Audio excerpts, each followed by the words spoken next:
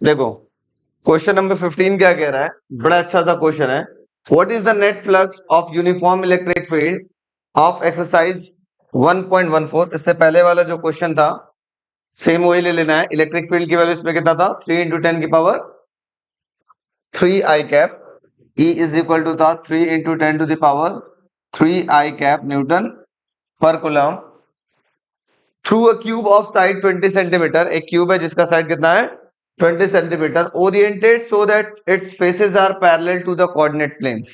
Coordinate planes का मतलब होता है इसका जो फेसेस है, एक्स एक्सिस, वाई एक्सिस और जेड एक्सिस, तीनों के क्या होगा, पैरेलल होगा। मतलब क्या है सर, बड़ा अच्छा सा क्वेश्चन, बहुत प्यारा क्वेश्चन, थोड़ा ध्यान दीजिएगा। क्वेश्चन ध्यान देंगे सब के सब। बहुत, अगर ये क्वेश्चन समझ में आ गया, लगभग सारा क्वेश्चन आपको समझ में आ गया। ठीक है, मैं क्या करता हूं, यहां पर एक क्यूब बनाता, ये एक्स एक्सिस है, ये वाई और ये जेड। थोड़ा सा इनको हम कर लेते हैं बोल्ड कि आपको अच्छे से क्लियर क्लियर दिखाई दे। ठीक, अब हम इन एक्सेस पे क्या रखते हैं, एक क्यूब। क्या रखते हैं, एक क्यूब उठा लेते हैं, ऐसे रख देते हैं। इस एक्सिस पे मैं थोड़ा सा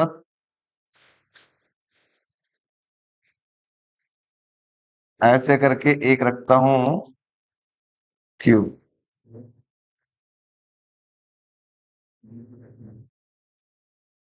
मान लो ऐसे रखा हुआ है क्यूब। इसका कलर चेंज करके मैं कर लेता हूं ग्रीन। ग्रीन नहीं ठीक लग रहा है, ब्लू। ब्लू ठीक लग रहा है, दिख रहा है, चलो ब्लू बहुत है। रेड वोड को मारो गोली, रेड दिखेगा भी नहीं। ब्लू नहीं दिख रहा है, रेड दिख रहा है, नहीं दिख रहा है, ऑरेंज दिख रहा है। तो इसको पीछे वाले को कर लेते हैं व्हाइट। अब सब दिखेगा क्लियर।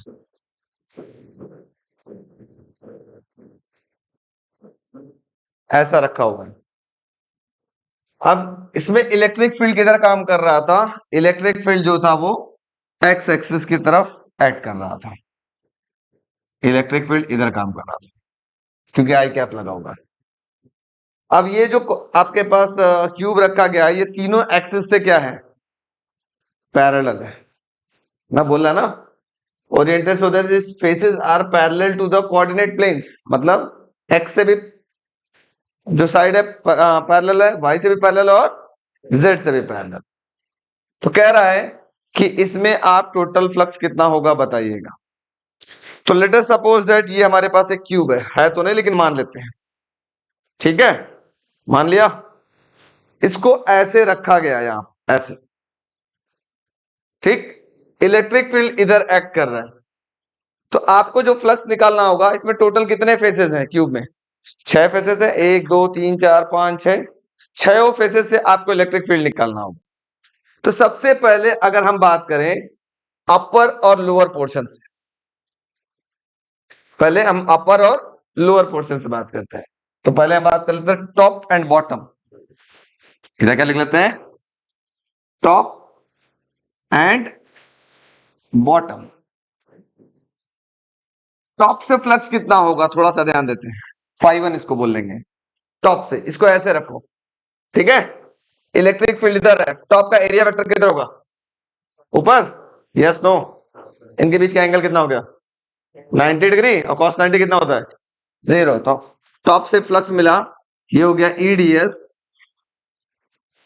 cos 90, और cos 90 की वैल्यू हो गई 0। पहले वाले टॉप से जो फ्लक्स मिल गया वो कितना हो गया, 0। बॉटम से देखो, ये ऐसे रखा हुआ है, इलेक्ट्रिक फील्ड इधर, एरिया वेक्टर किधर होगा, नीचे, परपेंडिकुलर। तो बॉटम से कितना होगा, जल्दी बताओ, जल्दी बोलो फटाफट, कितना होगा। φ2 इज इक्वल टू हो गया EDS cos, फिर से 90, और cos 90 की वैल्यू 0। φ2 क्या हो गया, 0। अभी आपने इन दो फेसेस से निकाल लिया। ठीक, अब आगे और पीछे, फ्रंट और बैक पोर्शन से निकालते हैं, फ्रंट और बैक। ये हो गया पहला पार्ट। दूसरा है फ्रंट एंड बैक। और इधर लिख लिया जाए बैक। फ्रंट वाले पोर्शन को देखो, इलेक्ट्रिक फील्ड इधर, एरिया वेक्टर इधर, फिर से क्या एक दूसरे के परपेंडिकुलर है क्या? तो मान लेते हैं फाई थ्री। फाई थ्री बराबर क्या होगा, जल्दी बोलो।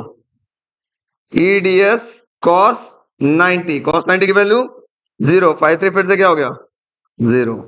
फाई फोर निकाल लो, पीछे वाले पोर्शन को देखो, ये इधर जाता है इलेक्ट्रिक फील्ड, एरिया वेक्टर इस सरफेस की क्या होता है परपेंडिकुलर, फिर थीटा कितना हो गया 90, फ्लक्स कितना हो गया ई डी एस कॉस 90, कॉस 90 की वैल्यू 0, फिर से फाई फोर कितना हो गया, हमको टोटल क्यूब से निकालना है। 4 फेसेस हो गए, अब कितने फेसेस बचे 2, एक बचा लेफ्ट और दूसरा बचा राइट, मतलब लेफ्ट और राइट, और लेफ्ट राइट से बात करते हैं। अब बात करते हैं from left face and right face, ठीक है। अब अगर हम लेफ्ट फेस को ध्यान दें, सॉरी राइट फेस को ध्यान दें, या लेफ्ट पहले देख लो। लेफ्ट फेस में इलेक्ट्रिक फील्ड इधर काम कर रहा है, एरिया वेक्टर इधर काम कर रहा है, इनके बीच का एंगल कितना हो जाएगा 180, ठीक है। हम लिख सकते हैं, कहां गया भाई सब, क्या लिखेंगे, phi is equal to E D S cos 180, और कॉस 180 की वैल्यू कितनी होती है -1, तो क्या हो जाएगा माइनस का ईडीएस, समझ में आया? अच्छा, अब हम बात कर लेते हैं राइट फेस का। राइट फेस में इलेक्ट्रिक फील्ड इधर काम कर रहा है और एरिया वेक्टर भी क्या होगा उधर ही होगा, थीटा कितना हो जाएगा 0, तो क्या हो जाएगा फाई सिक्स की वैल्यू हो जाएगी ई D S cos 0 degree, cos 0 की वैल्यू कितनी होती है 1, तो ये हो जाएगा क्या ई डी एस। तो अब टोटल फ्लक्स आपसे पूछ रहा था, जल्दी बताओ, टोटल फ्लक्स थ्रू क्यूब लिख सकते हो, phi one plus phi two plus phi three plus phi four plus phi five plus phi six, any doubt, yes no? तो फाई वन कितना था 0, phi two 0, phi three 0, phi four 0, phi five, minus का E D S, और phi six plus का E D S, फिर से क्या हो गया दोनों मिलकर के 0। इसका मतलब टोटल फ्लक्स कितना हो गया, फाई टोटल कितना हो गया, फाई टोटल हो गया 0। बात समझ में आई, यस नो? चलो थोड़ा सा नोट करो, क्वेश्चन नंबर 16 क्या कह रहा है, चलिए देखते हैं हम लोग। 16 की कहानी बड़ा इंटरेस्टेड है, बहुत अच्छा सा क्वेश्चन है, इस टाइप के क्वेश्चन 1 नंबर पे भी मिल सकते हैं। पहला बोल रहा है careful measurement of electric field at the surface of a black box indicated that the net outward flux through the surface of box is, outward flux बता रहा है, नेट फ्लक्स मतलब टोटल फ्लक्स कितना बता रहा है वो 8 × 10⁻³ न्यूटन पर metre, sorry newton metre square पर कूलम। पहला पूछ रहा है नेट चार्ज कितना होगा वो आपको बताना है इनसाइड द बॉक्स, ठीक है। नेट चार्ज मतलब आउटवर्ड टोटल फ्लक्स आपको पता चल रहा है कितना है 8 × 10⁻³। अब पूछ रहा है नेट चार्ज कितना होगा वो आपको बताना है, तो बहुत सिंपल सा फॉर्मूला है, फाई इज इक्वल टू था क्यू अपॉन में एप्सिलॉन नॉट। जब फाई नेट आपको पता है तो क्यू नेट भी आप निकाल सकते हैं कि नहीं। सो क्यू नेट की वैल्यू कितनी होगी आपके पास, ये हो गया phi net into epsilon naught. Phi net की वैल्यू क्वेश्चन में गिवन है 8 × 10⁻³ और एप्सिलॉन नॉट की वैल्यू होती है 8.85 × 10⁻12 होता है। थोड़ा मल्टीप्लाई कर लूं, क्यू नेट की वैल्यू मैं बता दे रहा हूं कितना मिल रहा है, ये लगभग आपको मिल रहा है 0.07 इंटू 10⁻⁻6 कूलम, और 10⁻⁻6 को आप कुछ और भी लिख सकते हो, क्या लिख सकते हो जल्दी बताओ, क्या लिख सकते हो, माइक्रो। माइक्रो, ये ए पार्ट हो गया। अब इसका बी पार्ट बोल रहा है, यही पार्ट बड़ा अच्छा इंपॉर्टेंट है। If the net outward flux through the surface of box wet 0, अगर नेट फाइनेट 0 हो जाए, ठीक है, मतलब बोल रहा है कि अगर फाइनेट 0 हो गया, ठीक है, could you conclude that there were no flux, अगर फाइनेट 0 हो गया तो क्या ऐसा जरूरी है कि वहां पर कोई चार्ज नहीं होगा बॉक्स के इनसाइड में? बोल रहा है एक बॉक्स है, इस बॉक्स से फ्लक्स जीरो हो जाए, तो फ्लक्स जीरो होने का मतलब क्या, ऐसा है क्या कि वहां पर कोई चार्ज ही ना हो, क्योंकि फ्लक्स इक्वल टू क्या होता है, चार्ज अपॉन एप्सिलॉन नॉट। तो क्या ऐसा जरूरी है कि फ्लक्स जीरो हो गया इसका मतलब कोई चार्ज ना हो? यस या नो? मैंने बताया तुम लोग को आंसर याद नहीं है? चार्ज जीरो हो ऐसा नहीं हो सकता, नेट चार्ज जीरो हो तभी टोटल फ्लक्स क्या होगा, जीरो होगा। बताया था ना, क्योंकि उसके अंदर नेट इलेक्ट्रिक फील्ड इंटेंसिटी एक खोखले के अंदर जीरो होती है। नेट चार्ज जब जीरो होगा तब चार्ज हो सकता है, लेकिन इक्वल एंड अपोजिट चार्जेस हो सकता है, ठीक है। लेकिन नेट चार्ज की बात करेंगे तो क्या होगा, जीरो। ठीक, नोट कर लो फटाफट, ये स्टेटमेंट बोल देते हैं, यहां पे लिख लेना छोटा सा, जल्दी से इसको नोट कर लो। नीचे का स्टेटमेंट लिख लो, नो, नीचे वाले में स्टेटमेंट लिखिए no comma it can not be said, so no it cannot be said because there may be equal and opposite charges, equal and opposite number of charges, equal and opposite charges, देखो number नहीं, number तो गड़बड़ा जाएगा, equal and opposite charges inside the box, full stop. It can only be said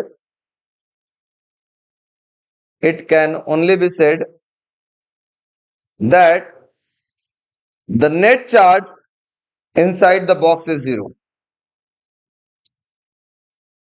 The net charge inside the box is zero. ठीक है, चलो आगे देखते हैं। क्वेश्चन नंबर कौन सा चला जाए, 17। खुल जा सैमसंग, कहां भाग गया। क्वेश्चन नंबर 17 देखते हैं हम लोग। तो देखिए क्वेश्चन नंबर कौन सा, ये 17 है। थोड़ा सा इसको मैं बड़ा कर दूं कि आप लोग को दिखाई दे, दिख रहा है? क्वेश्चन क्या कह रहा है, a point charge 10 microcoulomb is at a distance of 5 centimeter directly above the center of a square। एक स्क्वायर है, इसके सेंटर से 5 सेंटीमीटर ऊपर एक 10 माइक्रोन कूलम का एक चार्ज रखा गया है। मैं स्पीकर को थोड़ा सा बीच में कर दूं क्या, समझने में आसान रहेगा।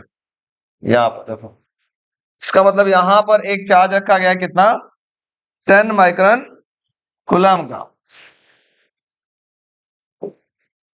यहां पर 5 centimetre above the centre of square. ठीक है, as shown in figure, what is the magnitude of electric flux through the square. इस स्क्वायर से इलेक्ट्रिक फ्लक्स कितना होगा निकालना है, जब इसका साइड अगर आपके पास गिवन है 10 सेंटीमीटर। तो मोटे मोटा आपको याद रखना पड़ेगा बच्चा लोग, स्क्वायर है, ठीक है, स्क्वायर से 10 सेंटीमीटर एबव, ये ऊपर वाले फेस को ध्यान दो, ऊपर, तो इलेक्ट्रिक फील्ड भी ऊपर होगी। और सिर्फ स्क्वायर का, ये क्यूब का कौन सा फेस दिखाई दे रहा है, पहला फेस है ना। अगर हम टोटल क्यूब से अगर बोलते हैं फ्लक्स कितना होगा, अगर इस टोटल क्यूब से फ्लक्स कितना होता, तो वो होता आपके पास फाई इज इक्वल टू होता क्यू अपॉन एप्सिलॉन नॉट। ये तो था टोटल क्यूब से। तो मैं बोलूं एक फेज से फ्लक्स कितना होता, 1/6 into Q by epsilon not. दो फेज से फ्लक्स कितना होता, 2/6 into Q by epsilon not. तीन फेज से 3/6 into Q by epsilon not. चार फेज से 4/6 into Q by epsilon not. पांच फेज से 5/6 into Q by epsilon not. छह फेज से 6/6 into Q by epsilon not. 6/6 cut गया, वापस से क्या मिल जाएगा, क्यू बाई एप्सिलॉन नॉट। इसका मतलब सिर्फ एक साइड दिया हुआ है, स्क्वायर दिया हुआ है, इसका मतलब एक फेज से पूछ रहा है फ्लक्स ना। तो एक फेज से फ्लक्स कितना हो जाएगा बच्चों, एक फेज से फ्लक्स हो जाएगा आपके पास 1/6 into Q by epsilon not. समझ में आया कैसे? हाँ, ये हिंट नीचे दे दिया है, लेकिन वहां हिंट नहीं देगा एग्जाम में, इस बात का ध्यान रखना। So phi is equal to 1/6, Q की वैल्यू गिवन है 10 माइक्रोन का मतलब होता है 10 की पावर -6 अपॉन में एप्सिलॉन नॉट की वैल्यू होती है 8.85 इंटू 10 टू द पावर -12। समझ में आ रहा है? इसको गुणा भाग कर लेना। इसकी वैल्यू मैं डायरेक्ट बता दे रहा हूं, ये आ रहा 1.88 into 10 to the power 5। Unit क्या होगा इसका जल्दी बताओ?